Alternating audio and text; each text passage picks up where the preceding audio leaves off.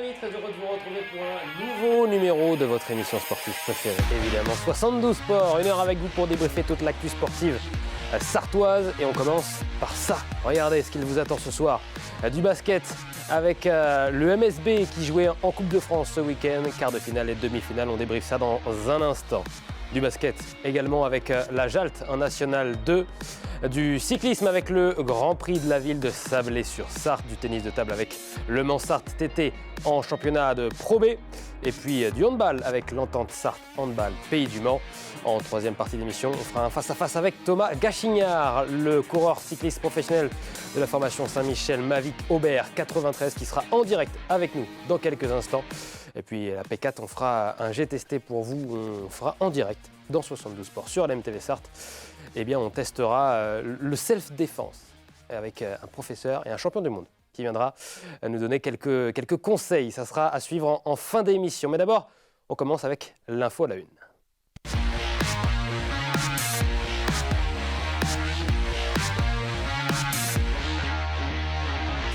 La voici, cette information à la une. Le MSB s'incline en demi-finale de la Coupe de France de basket. C'était ce week-end. Bonsoir Mamadi Sangaré. Merci Bonsoir. Une nouvelle fois d'être avec nous sur le plateau de LMTV Sarthe pour débriefer cette belle page consacrée au basket.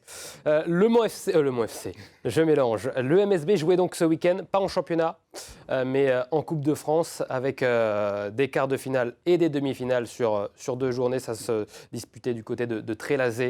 On commence par débriefer le quart de finale face à Dijon, où ça s'est plutôt bien passé pour les Sartois. Oui, parce que l'équipe du Mans a dominé vraiment cette rencontre de la tête et des épaules, avec un excellent Rochesti et Carlton, grand homme de ce match. On le voit là, ici, non, c'est pas Carlton, mais qui a été monstrueux à l'intérieur.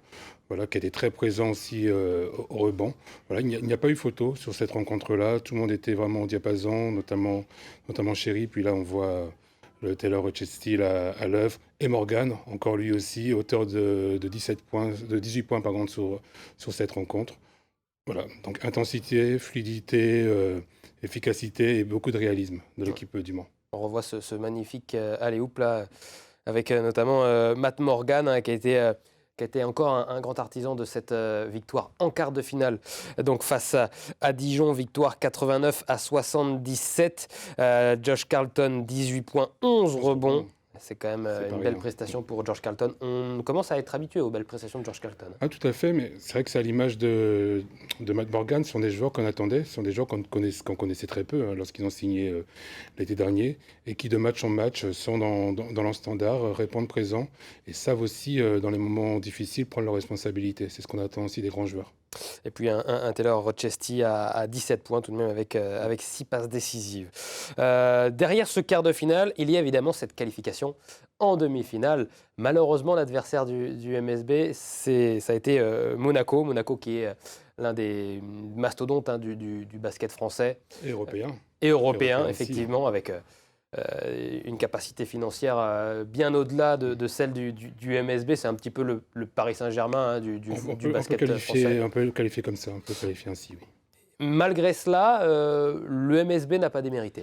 Le MSB n'a pas démérité, et on peut admettre la frustration. Là, on voit ce shoot venu d'ailleurs de Matt Morgan, qui a fait le tour de la toile hier. J'ai rapidement partagé sur mes réseaux, mais qui a fait sans doute le tour du monde. Voilà, c'est ce shoot qui illustre vraiment l'attitude du MSB. C'est on y va, on lâche tout, on n'a rien à perdre face à une des meilleures équipes d'Europe. Et surtout, ils ont joué les yeux dans les yeux face à cette équipe de Monaco, en dominant le premier quart. Deuxième et troisième quart-temps étaient plus équilibrés. Mais c'est vrai que si le deuxième quart-temps, Le Mans revient à 43-45, c'est grâce à ce shoot phénoménal et stratosphérique de 100 meneurs de jeu. Puisqu'on en parle, on va se le revoir. Ce shoot absolument dingue. Le MSB est mené, il reste 0,6 secondes, il me semble. Le shoot de sa propre raquette, ça termine au fond. Ah, c'est un truc de fou. Bon, j'avais pas pu le voir en direct parce que le match était diffusé sur notre plateforme. Mais l'image qu'on retient, c'est le public debout, Et puis aussi ces spectateurs qui retiennent leur souffle au moment où ils lancent le shoot. Et puis après, bon, il y a le petit chambrage derrière, mais c'est tout à fait hallucinant puisque c'est le geste. Il veut produire ce geste, il veut Oui. marquer. Voilà. Et ça rentre, c'est du Matt Morgan. Voilà, chapeau à l'artiste. Et c'est un shoot qui permet aussi au Mans de continuer d'espérer juste avant la pause et qui assomme aussi Monaco avant d'entrer dans les vestiaires. Matt Morgan, shooter d'élite. Avec, on l'a dit, un premier quart excellent pour les Manceaux, qui menait 26-15 face à Monaco. À ce moment-là, quand le MSB menait de 11 points face à l'ogre du basket français, est-ce que vous y avez cru, Mamadi? Moi, j'y crois. Moi, j'y crois parce qu'ils ont vraiment bien muselé, ils ont bien suivi les consignes et le plan de jeu d'Éric Delors. Et puis, franchement, les joueurs de Monaco étaient parfaitement muselés. Strazel et Cansor et Okobo, on les a pas vus. Bah, on les a pas vus. Ils ont tenté, mais ils étaient vraiment pris en tenaille des cas de part et d'autre du terrain. Donc, effectivement, à ce moment-là, moi, j'y crois. Moi, j'y crois à ce moment-là. Ouais. Malheureusement, Monaco a montré ensuite toute sa puissance, toutes ses forces, avec notamment peut-être une supériorité dans la raquette, dans la peinture pour Oui, Monaco. tout à fait. Dans la densité, dans l'impact physique, effectivement. Et puis, il y a plus de rotation du côté de Ouais, Monaco. Il faut savoir que sur la fin de match, Le Mans a perdu Ndoye. Donc, suite à un ouais. contact, voilà, il a été touché au genou. Rochester Rochester également. qui est sorti aussi, voilà, qui avait pesé la veille. Et on sait que c'est une équipe voilà, qui compte quelques blessés. Et c'est difficile pour un joueur comme McGriff aussi d'enchaîner. Il est arrivé il n'y a pas si longtemps, et Koual aussi. Donc effectivement, ils étaient un peu en deçà. Donc c'est logique. Voilà, sur le papier, Le Mans n'a pas à rougir. Mais après, j'espère qu'on va pouvoir parler aussi de l'arbitrage qui a été fortement décrié sur cette rencontre. J'avais une dernière petite question. Parlons-en maintenant de cet arbitrage. Même s'il ne faut pas remettre cette défaite face à Tout à Monaco en fait. demi-finale Mm. sur l'arbitrage, puisque l'arbitrage a été plutôt mauvais, que ce soit pour le D'un côté comme MSB de comme l'autre. comme pour Monaco. On a vu Vincent Loriot, le directeur sportif du MSB, qui était d'ailleurs très en colère à l'issue de ce match. Très en colère et qui a évoqué les seconds couteaux de l'arbitrage. Ouais. Effectivement, c'est un peu comme si Le Mans s'était présenté avec une équipe bis, une équipe B ou des espoirs. C'est un choix un peu curieux, très À ce niveau-là de la particulier à ce compétition. niveau-là. On sait que voilà, il y a quand même une place pour le 22 avril à l'Arca Arena, au final, Ouais. qui se joue. On est censé pouvoir disposer, les joueurs doivent pouvoir compter sur les meilleurs arbitres Mm. du championnat. C'est comme si on faisait un test. Voilà, on va vous tester, on se retrouve avec que des coups de sifflet tous azimuts, et c'est pas normal. Ouais. Ça hache le jeu, ça crée vraiment des malentendus et de l'incompréhension, et ça génère beaucoup de frustration. Même si, comme Mm. vous l'avez dit, effectivement, la victoire de Monaco n'est pas remise en cause. Monaco est meilleur sur la fin et dans le Money Time. Mais voilà, tous ces coups de sifflet, Ouais. Il y a eu trop de fautes. c'est trop, J'ai c'est plus trop. le nombre 89, exact, mais 89 ce qui est lancers beaucoup. francs, voilà, ce n'est pas normal. Effectivement, c'était un choix de la Ligue de faire tester ces arbitres second couteau pour voir s'ils pouvaient arbitrer au plus haut niveau la saison prochaine. Effectivement, ce qui semble être le sentiment du MSB, c'est que ce n'est pas le moment Non, pour tester les arbitres en manque d'expérience. pas du tout. Oui. C'est vrai qu'il y a un enjeu qui est assez important pour le MSB comme pour Monaco. C'était peut-être pas le moment pour... et ça rendait peut-être pas service non plus aux arbitres Ça n'a pas en rendu question. service aux arbitres, parce que c'est jamais très bon Ouais. lorsqu'on parle plus de l'arbitrage que du match. Et ça ne rend pas service non plus au basketball. C'est Ouais. dommage. Effectivement. Défaite 78-87 donc pour le MSB, fin de l'aventure Coupe de France. Le MSB qui n'ira pas donc en finale de cette Coupe de France à Paris. Difficile de définir un homme du match côté Manceau sur le quart de finale contre Dijon, puisqu'il y avait 18 points pour Carlton, pour Morgan, 17 points pour Rochester.